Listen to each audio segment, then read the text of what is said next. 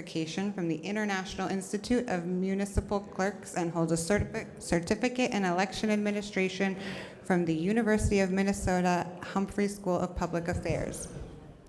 Furthermore, as a 2022 candidate for Vermont Secretary of State, John championed election cybersecurity, ranked choice voting, and universal vote by mail. So we're so excited to have you. Thank you, John. Hi. Thanks, everybody. So now I get to talk to you about how to make some of this work to policymakers. And the reason I'm picking on end-to-end verifiability is that that's what's being sold now as the magic bullet. You're going to hear a lot of the same things from me that you heard in the last group, but I'm going to take it at a little different angle and hopefully dig into it a little more.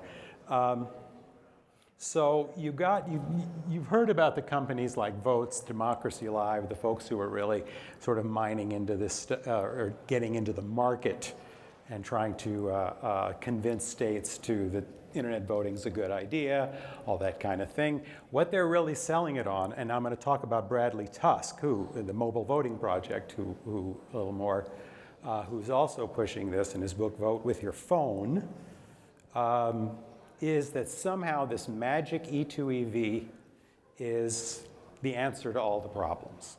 You know, a real system that has this, that's all that matters. They're talking about like it's voodoo or something. Policymakers have no idea what they're hearing, okay? This is happening in Vermont. We've already seen it, a new system being pulled into the game here, and I and some other folks managed to stop it, but we've only delayed it because it's gone to a study committee, so it'll be back. But how do you talk to these folks? We've heard about all the problems with internet voting, but how do you make some of this stuff understandable? How do you hit them where they live? And you know, that's going to be their experts against our experts, them getting wowed, us getting wowed, and or us wowing them, the other side wowing them, and they've got this, they're being sold this little magic pill, and it's a problem. So anyways, the last panel stole my joke, is end-to-end verifiability and internet magic bullet? No, but that joke's been done now. So now I'm going to fly through this because there just isn't enough time to get this done, and I don't know if there's going to be time for questions because I want to get to my talking points at the end. I almost want to skip to them.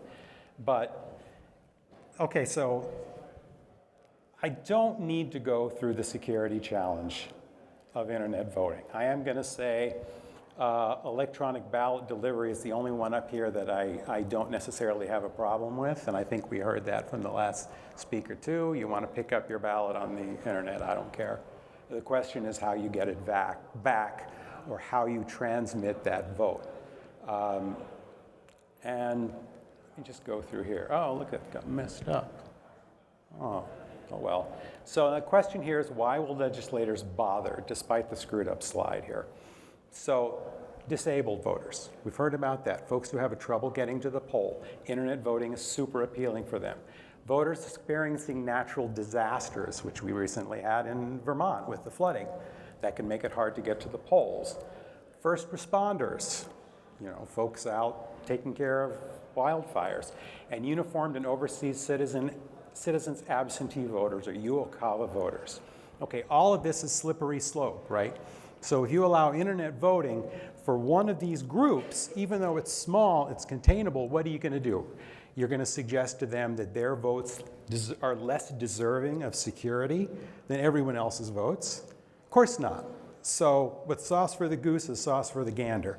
If they get a foot in there, it's going to eventually just inevitably be there for everybody. But these concerns, first thing, do not ever minimize these concerns, because you will lose credibility. Okay, these are real concerns. In this, well, I'll get onto the rest later. So E2EV, I'm not going to spend much time in it. It's a paradigm. It's not any kind of particular style of cryptography for those of you who are policymakers. I'm not a crypto guy. The only reason I mentioned at the beginning that I was a certified ethical hacker, which is not something you want to throw around at a place like this, because who wants to get into, you know, cert bombing or something. but was just to make the point that I do know a little of what I'm talking about, but not very much, because CEHs have about, their knowledge is about that thick. But anyways, it gives me a lot of mileage to talk to the rubes with when I get to drop that. It's awesome, actually. But anyways, an election is E2E verifiable if the following two properties hold. Voters can confirm that their selections have been accurately recorded, and anyone, voters and observers, can confirm that the recorded votes have been accurately tallied. It's very cool. There are very cool E2EV systems out there. In a closed loop system that's not on the internet, you know, heck, I run my municipal elections. I got one polling place. None of my machines are networked. I've got 6,500 voters in my jurisdiction. I think if I could print out paper backups then and there, an E2EV vote might be kind of cool. But if it weren't for issues that I'll get to, of auditability particularly. But let's see, I'm going to go through a couple of these. Are a couple of the systems that are out there already. But I don't want to, okay. So E2EV, you're going to hear, they're going to say, is good on defense. It does have a lot of defense. Basically, a lot of the malware, if it's done right, and it's not easy to do right, and some of these systems that claim to have it don't have it, or don't have that quality to them. It helps a lot with malware on the tallied end, but I mean, I don't want to go into technical detail on this because, again, I don't have time, and this slideshow was designed for a slightly longer period. But the point is that nobody thinks this is a good idea for government elections. Nobody. The Helios system is one of the crown jewels of the remote E2EV systems. And you know, you can use these systems for voting for, I don't know, America's Got Talent, you know, whatever you want. These are good systems. But for a governmental election, the stakes are too high. And the creator of the Helios system even said a government election is something that you don't want to do over the internet. I don't have an expectation that Helios ever becomes the system for government elections. And there are so many quotes like this. Some of the folks who've been brought up here, I could start reading them off. I have a whole big list in front of me, and I'm not going to do it. This is the expert consensus. Here's some more. Informally putting a server online to support online ballot return is like asking a kid to go play in traffic. It just isn't safe. You heard Dr. Andrew Apple quoted, or Appel. According to clear scientific consensus, no known technology can make internet voting secure. Okay, boom, boom, boom, boom, down the list. I could read this forever. Okay. The point is that the only technological professionals who are going to be supportive of this are going to be the ones who work for the vendors. That's about it. Now, the mobile voting project. All right, we heard a little bit about this. Bradley Tusk, the venture capitalist who started the mobile voting project, he's an Uber millionaire, and he is directly involved with votes, directly involved with Democracy Live, and he is directly involved with promoting this stuff to state legislators and to policymakers. He did, I think it was mentioned that he actually paid for this Berkeley Center for Security and Politics paper, it was commissioned by the Mobile Voting Project, which is his outfit, his nonprofit, and he wanted them to come up with best practices for internet voting, right? And they turned around, it was about 40 pros. There were cryptographers, there were security people, there were advocates, there were election administrators like myself. What they came back with was a big disappointment. He said, when internet ballot return is employed, it may be possible for a single attacker to alter thousands or even millions of votes. Okay? He says in his book, if we want to make perfection the standard, we need to get rid of every form of voting. Okay? This is the kind of thing now he's saying in state houses, or not he, but his folks are. And honestly, I think maybe this is a little philosophical that a lower standard is unacceptable. I think if we decide that there is an acceptable level of loss, and every vote missed is one vote too many, every fraudulent vote is one fraudulent vote too many. So I don't think we start the conversation by defining down our standards. This one you heard a little bit about, so I won't linger on it. And these quotes are all from his book. If the banks can protect our money online, we can definitely protect people's votes during the few times a year they're cast. This is a terrifying standard. For one thing, it's very simple. Anonymity is not part of banking apps, right? You're being connected to an individual, you're being connected to your account. So that's a sort of ridiculous comparison right there. And in his book, Vote with Your Phone, he has this, about a third of it is essays from supportive folks. They're all advocates. He couldn't find a single technical expert to support him on this. All right, let me just go back there a little bit. All right, and just in terms of the banks, 29, these are numbers you all have probably heard, 29% of US adults have experienced some kind of account takeover attack. 42% of those were banking accounts. That equates to about 8.5 million. So these things are vulnerable. We all know that, right? We've all heard stories about, oh, my banking app's been hacked. So to compare that, and that's a big one, I'm harping on it because it's what you hear presented to policymakers. Okay. Auditability is complicated, and I'll just jump down and say that when you're auditing advanced cryptography, it's not the same as getting a couple people sitting down on a table, pulling up ballots and double counting them. That makes it a lot harder for the average person, well, it makes it impossible for the average person, or even the average advocacy group, to have any real faith in any kind of auditability, and that affects voter trust and voter confidence, which is huge. Just probably the hugest thing. Now, okay, there's a million ways you can go about this. There's a million things you can complain about. I think the one that they're going to understand that's going to hit them where they live is when you talk about social engineering, because they all get trained, they're all inundated with things about phishing, phishing, phishing. Don't click on the link.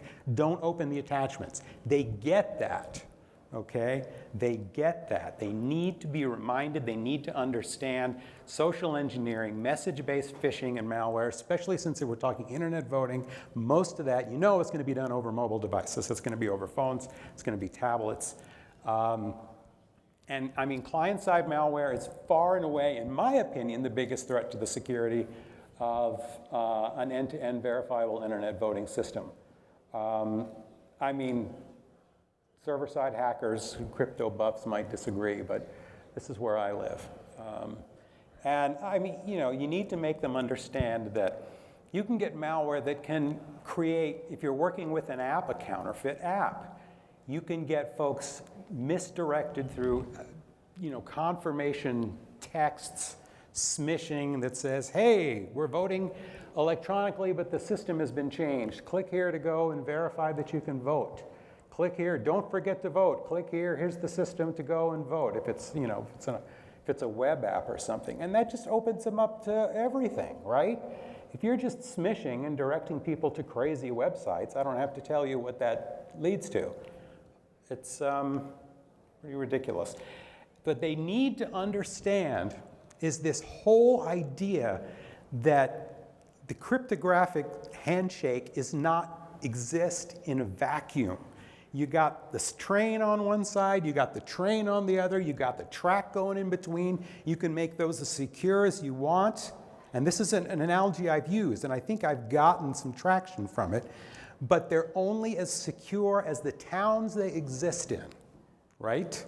People can get that if you get something downloaded on your phone, you get some sort of malware, you can be screwed, basically. Now, here's some numbers to look at that I like to throw at people. Again, we're talking elected officials. Now, this is very conservative, all right? So I looked at New Hampshire. I looked at just the New Hampshire as a jurisdiction, right? About 1.2 million registered voters. I called just a random commercial site or commercial company, and they were able to give me 129,000 mobile numbers. So let's do a little guess here. Maybe on the commercial list, maybe only 70% of them are registered voters, since about 90% of New Hampshire eligible voters are registered. So that factors out the teenagers too. And that gives you your targetable percentage, right? That means you had reachable voters of 90,163 voters that you could reach out to with the smishing campaign just for making a call to a vendor. This doesn't even get into what you might find available on the dark web or anything. If you apply that smishing click-through rate, and on the high end, you'll see these rates up to 14.5%. That's 1.14% of the electorate who you have just deceived. You compare that, the 2016 US Senate vote in New Hampshire was decided by 0.14%. So the point is, first of all, the folks are going to understand this, but you don't have to change votes to change the outcome of an election, all right? It's like Spock said, right? As a matter of cosmic history, it has always been easier to destroy than to create. Sometimes it can be easier just to screw up ballots, just to keep people from voting, just to blow it up rather than change it. This is the one I say to people and they don't like it, okay? And it's probably pisses everybody off except me. But the problem with when you get into start talking about a smishing campaign, and we know this from robocalls, voter suppression robocalls, that there's enough demographic information out there to target this stuff demographically. You can target some sort of smishing campaign in an internet voting context against traditionally marginalized communities. And if you're going to do it that way, robocalls do that, but that's not their system. If a state implements an internet voting system, it's theirs. They own it. And then it becomes a civil rights issue that they could have stopped by not getting involved in this in the first place. They hate that. I've got Democracy Live really annoyed at me for saying that, or at least their buddies. I don't know if they are. They pulled a Star Chamber on me once, but I don't have time for that story. All right. I did real quick on distributed denial of service.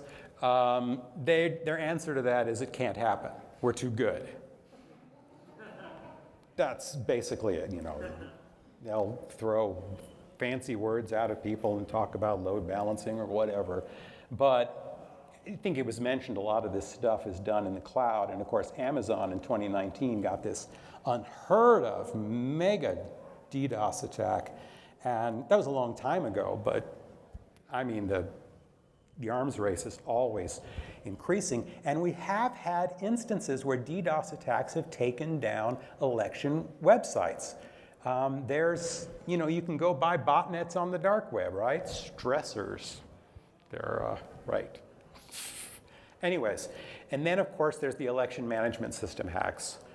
Which is a little unfair to talk about because we're already susceptible to those, but it's there too. I mean, you can get into talking about the types of vulnerabilities that have been found in every implemented system out there, in the Estonian system, and the system they experimented in Australia, the West Virginia system.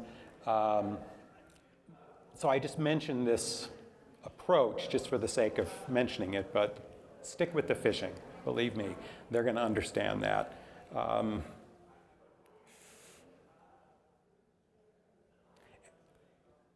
well, I'm going to skip that too. All right, now recovery is a big problem for me. I've had to do recounts before. I did one really recently, had one of my elections decided by 4 votes. It's a lot harder to do a recount if everybody's voted on their phone. We're going to get stuck with a revote. And that's a whole different ballgame. Right now, if we do everything right, if people in my office, if I am doing everything right, and we have that paper backup, we have the backup of the entrance checklists, if there's a screwed up election, we'll fix it. It'll take some time. People will have to wait for the final answer, but they will get it. This is how it goes. This is how it happens. But doing an entire revote would be an entirely different ballgame. And it's problematic, and it's one of the real key reasons I don't like it. Finally, voter confidence and public trust. Now, they're going to hear this, okay? Voter confidence, public trust in elections is not good, and it's fragile. All it takes is one of these things to go wrong, one of these things to get in the paper, and you're crashing voter confidence even more. And it's, like I say, there's already a large degree of internet voting happening now. If we're all voting with apps, it's going to get a lot worse. And any time now, we're going to start getting some of these stories as it is. So anyways, that's a big one. That's something that they can understand. Again, this is about weaving through some of the technical stuff so that you can communicate with folks. So let me just run through, I've been trying to fly here, but it looks like I'm already late, the bullet points, okay? E2EV is not a magic bullet. The creators of E2E voting are totally against internet voting, okay? I got Josh Benelow, who's like the guru of it all, is volunteered to testify against the internet voting bill that's coming up in Vermont. You know, he wants nothing to do with it either, and this is governmental internet voting. Even if the transit system is secure, there's nothing to prevent attacks from outside that loop. Make them understand, okay? If the train station, the train tracks are secure, your town might not be, okay? And that's where the problem is. There is no system that can protect from all election tampering malware on people's home computers or phones. And remember, the click-through rate for phishing on a home computer is even worse. Targeted campaigns, it's like 56%. It's crazy. I was just talking about phones before. One tampered vote is always one too many. People fall prey to these phishing scams that can be built around internet voting, keeping them from casting a real vote and leading to identity theft. Not even having the vote change, just not getting to vote. They could be demographically targeted. The DDoS danger is real no matter how many times they tell you it's not. Okay, general talking points. I really want to spend more time talking about Democracy Live and votes and Bradley Tusk with the Mobile Voting Project. I could spend all day talking about those guys, but we're late and I just wanted to plow through here. They've all had problems, and you were hearing all about the problems there. I mean, it was instituted in Delaware was one of the problems, and then they turn around and pull the plug out. It takes enough to get one of these systems actually adopted by a legislature. It had to be pretty bad for them to turn around and change their minds and pull it back. So that's happened before. If you would be afraid to implement this for all voters, doesn't only applying it to overseas and disabled voters say that their voter integrity is less important than anyone else's? You know, that's the opposite side of the sauce for the goose, sauce for the gander question. Voter confidence is fragile. You're going to break it. And finally, banking apps. I put this one as the final because I'm so tired of hearing about banking. We do it online. Oh my God, oh my God. Banking apps are not anonymous or secure enough for elections. And the comparison, you get into this conversation, the comparison only makes the point for you. That's a trap. It's our trap. Let them bring it up. It's all through that book, Vote with Your Phone. Just live there. But never deny the importance of the reasons why internet voting is appealing, or you will lose credibility. Remember, election administrators, and this is kind of a poll for me, right? I'm an election administrator. There's conflict there. I would like to do this, but then the CEH in me says you got to be crazy. Election admins are not the enemy. The folks who are pushing for this are not the enemy. So just remember that. And most important of all, voting is important. Don't forget to vote. If it wasn't, we wouldn't be having these conversations. So if you're going to feel this way, if you're going to have these kind of concerns, then make it count. Go out and vote. So anyways, I think I've run way too long. Oh, no, that's not too bad. That was me sprinting too, and it worked out. Do I have time for a couple questions? Two. Any two? There's one.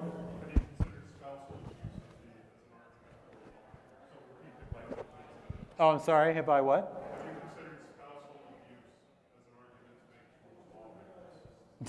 Spousal abuse is an argument to, oh. Oh, coercion. Yeah. Okay, I didn't quite understand. I thought you were making some sort of analogy that I didn't understand. Internet voting is like spousal abuse. Yeah, I mean, the coercion thing for me is always kind of a tricky field to walk in, because then people start bringing it up for vote by mail. I don't want to have that conversation, but it's a very good point. I was just curious if you could kind of clarify when you were talking about some of these overseas and accessible voting, people being like a slippery slope. Mm-hmm. And you kind of made the argument that they were less secure, like should they accept that? And I kind of wonder what you say about the last guy that was speaking. He kind of said, you know, hey, the guy that's in a submarine for 6 months and has no other alternative. Is this, do you think there just has to be a hard line somewhere, or do you, like that person can't vote, or you just have to be very clear about where the line is so it's not a slippery slope? I think obviously this is why you don't want to beat people up for thinking it's a great idea. They're absolutely right. These are big concerns. The question is the cure worse than the disease? That's always the question. I think to most, technically oriented people it is. I think the answers to those things, or to the extent they can be answered, are in policy. When you get right down to it, and you got to make it policies that make it easier to vote, that give you more room to have your vote come in late if it needs to, postmark ballots. But that's, given that this is too dangerous a cure, I think we need to continue to develop public policy that solves as much of that as we can. All righty.